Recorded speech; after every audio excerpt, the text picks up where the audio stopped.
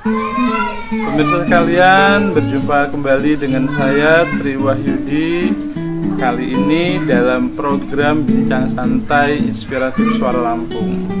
Dan pemirsa sekalian, tokoh yang akan saya hadirkan kali ini adalah inisiator pemekaran Kabupaten Lampung Selatan yang saat ini sudah gaung, namanya adalah Kabupaten Bandar Negara. Dan hari ini kita akan berbincang dengan beliau, Bapak Bejo Susanto, untuk menceritakan, mendengarkan kisah awal-awal terbentuknya panitia pemekaran daerah Kabupaten Lampung Selatan yang sekarang menjadi Kabupaten Bandar Negara, disepakati namanya demikian. Mari kita tidak tunda lagi, kita langsung berbincang dengan narasumber kita kali ini, Bapak Bejo Susanto. Mari kita saksikan bersama saya selanjutnya. Inisiator itu ada 17. Mereka rata-rata waktu itu adalah kawan-kawan alumni anggota DPRD Kabupaten Lampung Selatan periode 2004-2009. Pada waktu 2009-2014 kami itu kebetulan belum jadi lagi. Nah, kemudian kami berinisiasi dengan kawan-kawan untuk mekar, ya, menginisiasi untuk agar supaya mekar.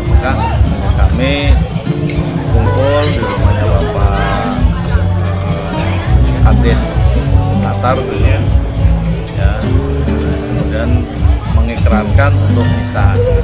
Dalam rapat itu dipilih sekretarisnya saya, kemudian wakil ketuanya Bapak Saidan, karena ketuanya belum ada, waktu itu belum ada. Sambil menunggu ketua, maka kita bagi per orang untuk mencari ketua. Jadi Pak Bastian suruh menghubungi pimpinan Golkar, kemudian yang ada di Natar itu menghubungi Pak Anom, almarhum, tapi semuanya nihil. Nah, akhirnya kami ada rapat di Batam, Kongres PAN waktu itu. Kami menghubungi Pak Irfan Nurandesar. Akhirnya beliau sanggup, singkat cerita itu sanggup. Ini satu pun Bapak Saidan, dan diumumkan di grup bahwa ya sanggup jadi ketua Bapak. Dalam perjalanan itu tidak mulus, tapi waktu itu kami keliling ke desa-desa dengan Pak Irfan. Tahun berapa itu, Pak? Itu awalnya tahun 2009, 2010, 11, terus awalnya 2009. Tanggalnya agak lupa. Tangannya seperti apa itu, Pak? Kok tidak mulus gitu? Ya, tidak mulus itu pertama itu kita kan waktu itu bunyinya, namanya itu kan Nataragu. Ketika saya dengan Pak Saidan itu mikir-mikir namanya ada apa ya Mas Bejo kan gitu.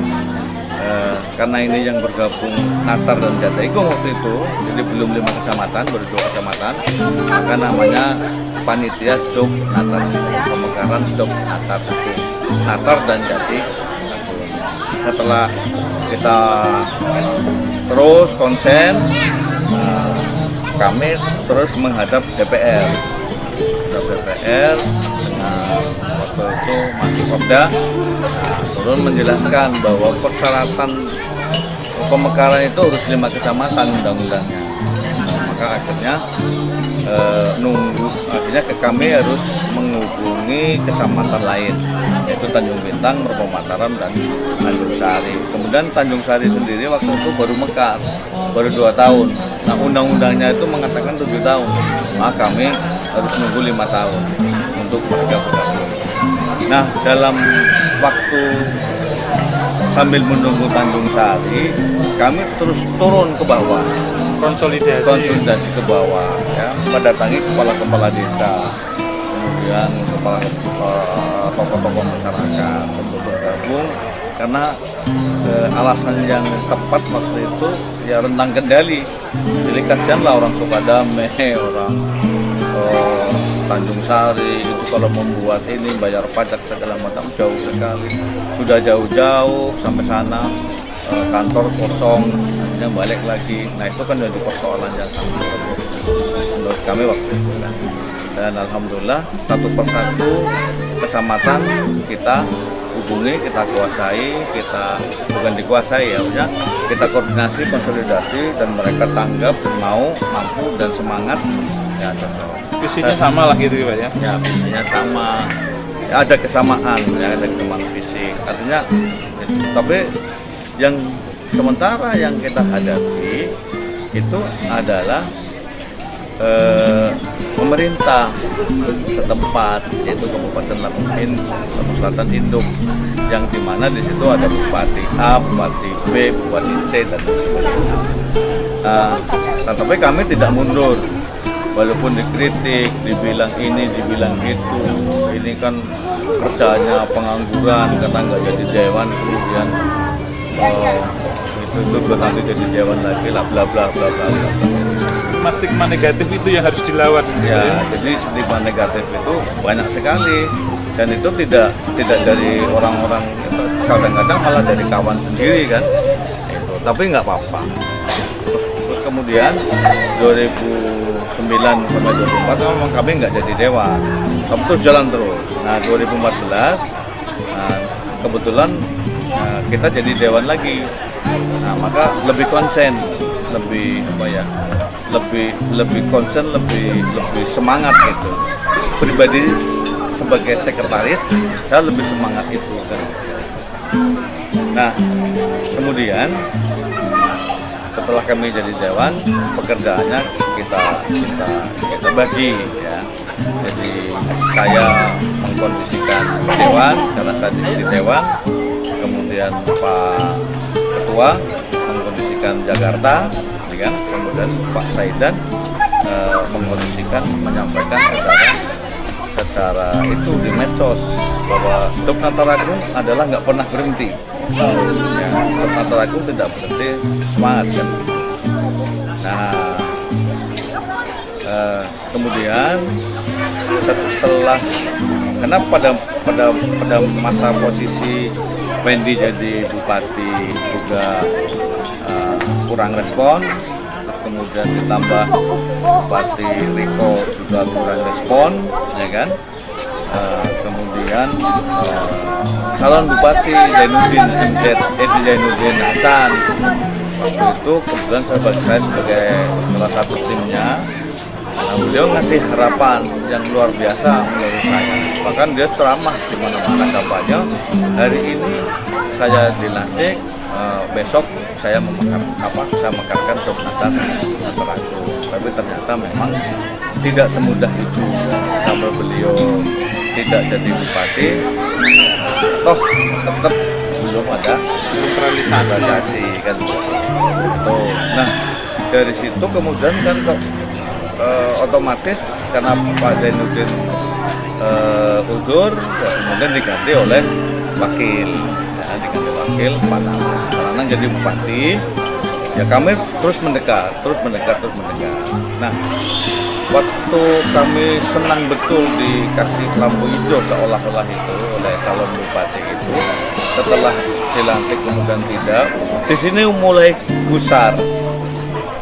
Ya mulai gusar itu, artinya gusar itu bingung, ini apa lagi yang harus kita kerjakan.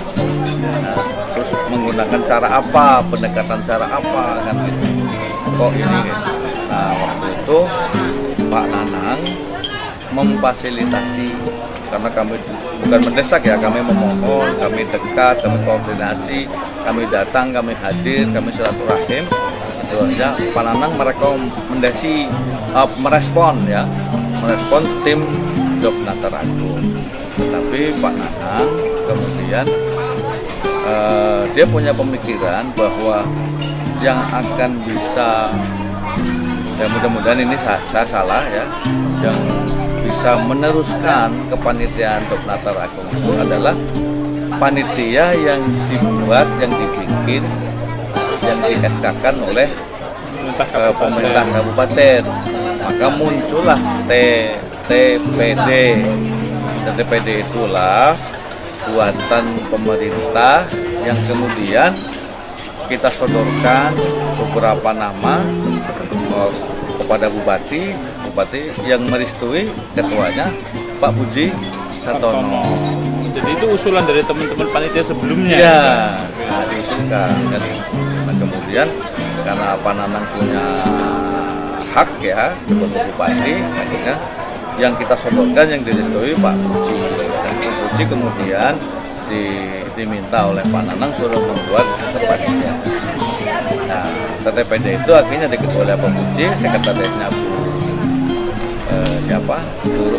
Sugiyati. Nah, kemudian saya sebagai pendiri, sebagai inisiator pertama yang mempunyai gerakan sudah bertahun-tahun, diminta untuk menjadi wakil ketua. Apabila nanti ada sebuah persoalan yang bisa menjelaskan untuk Natar Agung adalah saya, karena sebagai inisiator yang sekaligus kerja tanpa berhenti, kan begitu. Nah, dari terbentuklah TTPD itu oleh pemerintah dianggarkan. Nah, anggaran tersebut itu tidak diserahkan ke panitia TTPD, tapi anggaran itu dipegang oleh Orda, yang kemudian untuk operasional keliling ke 5 kecamatan. Karena kebetulan Kecamatan Tanjung Sari sudah pas, sudah bisa, karena sudah lebih 7 tahun. Ini kita lakukan kembali seperti yang dulu saya lakukan dengan Pak Irfan. Tapi ini lebih masif karena memang dibiayai. Tak ada transportasinya kita ke desa. Kalau dulu saya dengan Pak Irfan itu nggak ada transportasi. Mandiri. Bahkan naik motor sendiri. Pak Irfan naik motor, saya naik motor. Bahkan pernah kecelakaan jatuh di WW Karya itu. Karena dulu WW Karya kepengen minta bergabung ke Natar Agung kan. Nah, singkat cerita, tapi ya kerja kita ini memang tidak kerja sendirian, tim. Bahkan yang di pusat kan juga sudah mengkondisikan di pusat gitu kan. Nah, pemilu kemarin itu rupanya sudah mulai menggeliat. Ya, menggeliat lagi. Sinyal dari pusat sudah muncul. Menggeliat. Bahkan Bu Erma itu yang sekarang jadi ketua DPR itu saya mendengar, saya melihat kalau kampanye dia menyebut Natar Agung kabupaten baru kan gitu. Ya, beliau begitu. Dan alhamdulillah sampai hari ini beliau istiqomah atau tidak berubah kan begitu. Maka pada waktu pemilu selesai, Pak Nanang nggak jadi, kan? Terus kami TTPD ini berinisiasi untuk silaturahim ke Pak Nanang. Nanti diterima oleh Pak Nanang. Kami kemudian ya ingat zaman dahulu sama-sama ketua fraksi, dia ketua fraksi PDI, saya ketua fraksi PAN gitu kan. Nah, nguno lah kira-kira begitu, lihat zaman dulu. Terus akhirnya beliau, ya sudah, ayo mana suratnya, mana syaratnya, diterima oleh beliau. Nah, oleh beliau langsung ditanggapi, beliau membuat surat kepada Dewan, ya, oleh Dewan ditanggapi, ya kemudian terjadilah rapat bersama, rapat konsolidasi yang diinisiasi oleh pemerintah dan Dewan.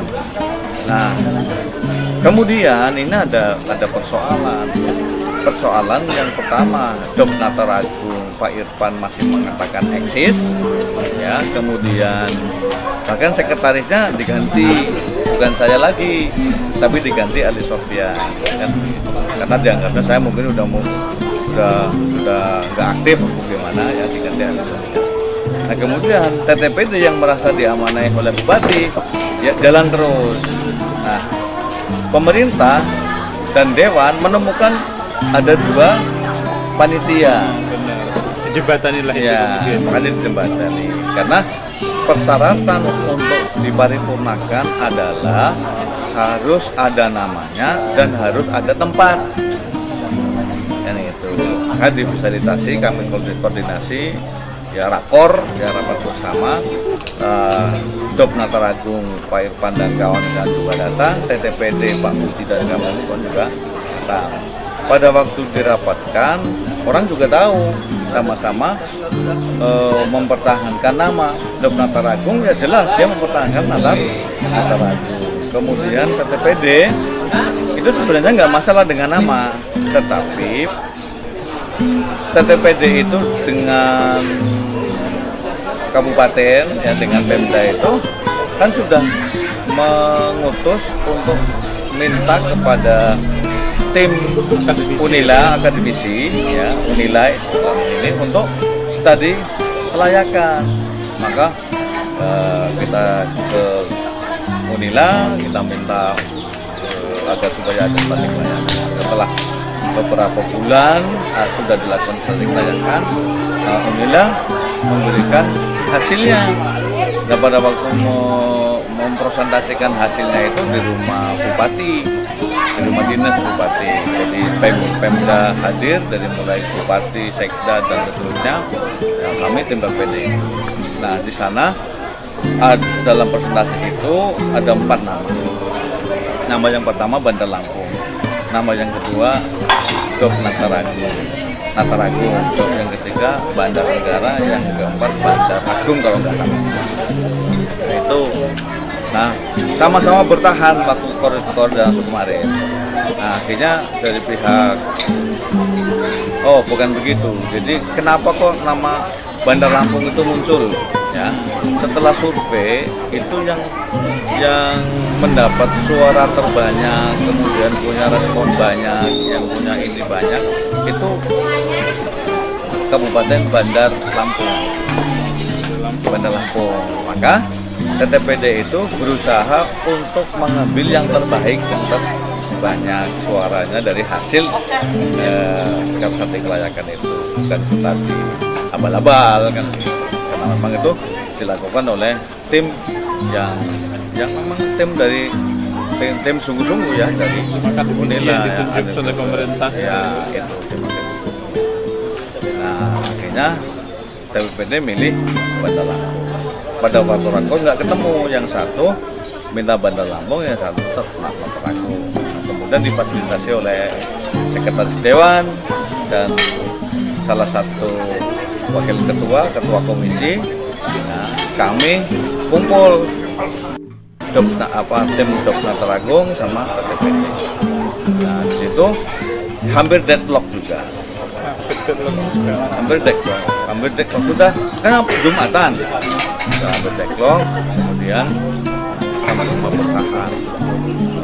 Pak Saidan juga bertahan Natar Agung, Pak Budi juga bertahan Bandar Lampung. Dan akhirnya Pak Saidan itu ya sudah, kalau begitu kita ambil yang Bandar Negara.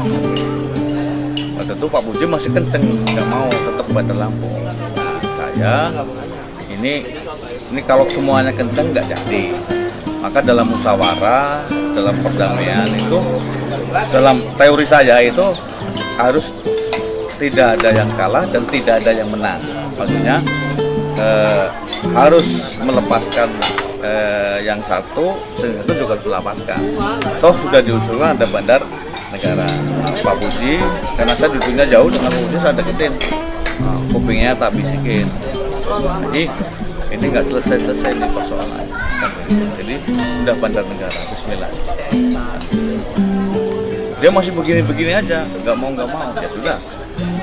Tahu-tahu dia itu mungkin yang ngomong saya, karena saya itu kan memang yang bekerja dari nol sampai ya dari A sampai Z ya, seperti gitu kan. Akhirnya terus ini langsung dia ngerangkul Pak Irfan karena memang duduknya di situ. Tahu-tahu dia doa. Usulan yang didengarkan itu. Iya, yang saya bisikin itu doa. Udah sini doa yuk, aman kita udah. Dia doa kan menghadap kepada Allah. Terakhir dibutuhkan bahwa kabupaten kita adalah Bandar Negara. Nah, nangis. Saya nangis dengan Pak Saidan. Karena 15 tahun. Ya yang kotak-kutik itu ya saya dengan Pak Saidan. Gitu. Kalau Pak Irfan kan sebagai ketua tinggal ini aja, tapi bukan berarti Pak Irfan nggak kerja ya. Tapi yang merasa konsen ya, yang merasa konsen betul bahwa Dopnata Agung ini harus misah dari Lampung Selatan itu ya yang lain ya semuanya berdoa sama begitu, tapi berbeda dengan saya. Kalau porsinya bisa diukur gitu. Ya kalau porsinya bisa diukur, mungkin saya satu tembor, dia juga satu ember kan gitu kan. Gitu. Artinya saya berpelukan dengan Saidan dengan menangis yang tidak ada hentinya. Saya juga kaget, nggak pernah ketemu dengan Saidan, nggak pernah ini dengan Saidan. Tapi pada waktu Bandarnegara terus langsung mas, saya juga nangis juga. Sampai keluar pun saya masih mengeluarkan air mata. Bahkan orang-orang itu pada melihat kami berdua. Nah itu, jadi terakhir saya sebagai inisiator dan yang lain ya pada prinsipnya apapun lah namanya, apapun bentuk panitia, tidak kemudian merasa bahwa saya yang paling, bahwa saya inilah yang ini. Jangan, yang diutamakanlah bagaimana pemekaran Kabupaten Bandarnegara yang sudah ada namanya itu mekar dan diusahakan bagaimana. Jangan sampai oh ini yang paling ini PTPD, oh ini yang paling ini Dopnata Agung. Nah itu saya lepas dari itu. Nah, karena itu bukan tujuan unek-unek dari hati saya, orang yang saya merasa bahwa ya bukan saya sendiri, tapi saya merasa bahwa 15 tahun itu kami, saya dan itu. Nah, tetapi karena memang ini manusia banyak, kepalanya hitam, pemikirannya berbeda, ya tentunya itu ada dinamika lah ya, dinamika. Yang intinya ya tetap kami berharap bahwa Dopnata Agung, apakah Bandarnegara yang sudah ditentukan itu sebenarnya. Nah, ini yang terakhir, ini kan Pansus minta agar supaya segera tempatnya itu di mana. Kalau itu belum ditemukan, belum ada, maka Pansus belum selesai sidangnya. Nah ini dua-duanya Pak Puji dengan Pak Irfan itu lagi berusaha ya mendekati orang-orang yang dianggap mampu menyelesaikan ini. Jadi mampu menghadapi ini agar supaya dapat itu. Setelah bisa dapat tanah itu, insya Allah Pansus kemudian akan memutuskan dan segera akan diparipurnakan. Pertanyaan terakhir juga terkait prosesnya ini kan masih dalam proses pencarian tempat Pansus. Ketika tempatnya nanti disepakati, kira-kira berapa lama Pak prosesnya sampai bisa percobaan minimal jadi kabupaten baru gitu Pak? Jadi singkat cerita, katakanlah insya Allah ya, ini insya Allah pasti tanah itu ada karena gubernur sangat membantu. Tanah itu tinggal apa kata Pak Gubernur yang terpilih kan gitu. Saya melihatnya itu. Nah setelah paripurna maka nanti panitia membawa ke provinsi. Di provinsi nanti diparipurnakan kembali.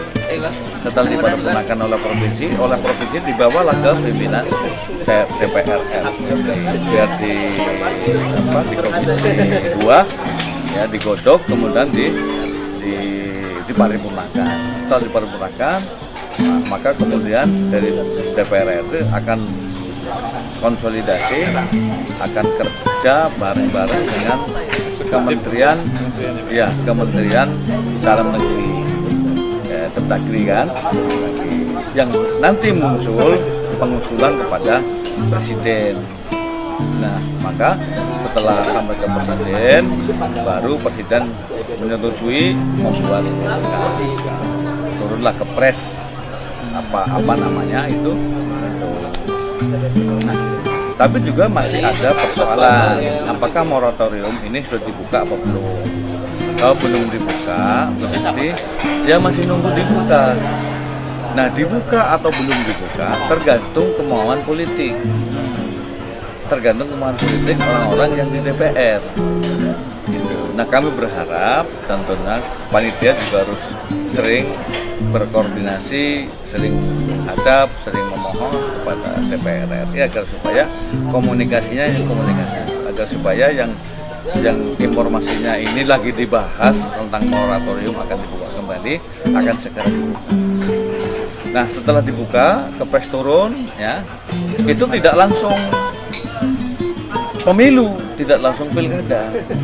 Nah, itu masih menjadi tanggung jawab kabupaten yang memekarkan dalam berinduk dalam hal ini Lampung Selatan selama 3 tahun. Selama 3 tahun, kalau seandainya dianggap mampu, maka kemudian akan didefinisikan. Agak dulu kalau sudah definitif, mungkin sampailah nyalon publik. Oke, jadi memang masih cukup lama dari proses ini Pak. Masih perlu beberapa 2-3 tahun ke depan. Ya mudah-mudahan sih kalau kemauan politiknya kan kalau menurut saya ini kan kemauan ini itu. Kalau kemauannya ada yang luar biasa, nggak pakai tahun-tahun, seminggu, rampung sebulan kan gitu.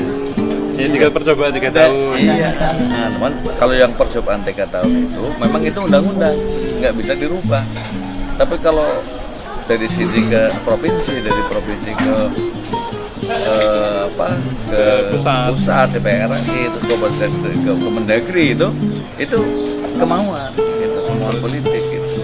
Kuat apa enggak semangatnya itu? Kalau kuat ya dapat selesai. Nah, contohnya tulang bawang barat dengan Mesuji itu kan cuma berapa menit mekar dua-duanya. Berkaca pada itu ya Pak ya? Tokohnya Pak Abdurrahman Sarbini kan gitu. Saya melihat itu kan karena ada kemauan semua. Nah, mudah-mudahan kita berharap para tokoh-tokoh politik, tokoh-tokoh negara, tokoh-tokoh yang ada di pusat punya jiwa kebangsaan, punya jiwa kenegaraan, punya jiwa yang memang ingin membuat kesejahteraan untuk rakyat. Dan ini dilihat sebagai sebuah potensi untuk mempercepat terjadinya kesejahteraan bagi seluruh rakyat Indonesia dan keadilan sosial untuk rakyat Indonesia tadi ya Pak ya. Insyaallah. Baik pemirsa sekalian, nah demikianlah tadi ngobrol saya dengan Bapak Bejo Susanto, salah satu inisiator hari ini adalah Kabupaten Banjarnegara yang insya Allah saat lagi akan segera nih terwujud dalam beberapa tahun ke depan gitu kan. Akhirnya saya harus mengakhiri obrolan seru saya hari ini. Pada pemirsa sekalian saya ucapkan terima kasih, sampai bertemu lagi dalam program kami selanjutnya.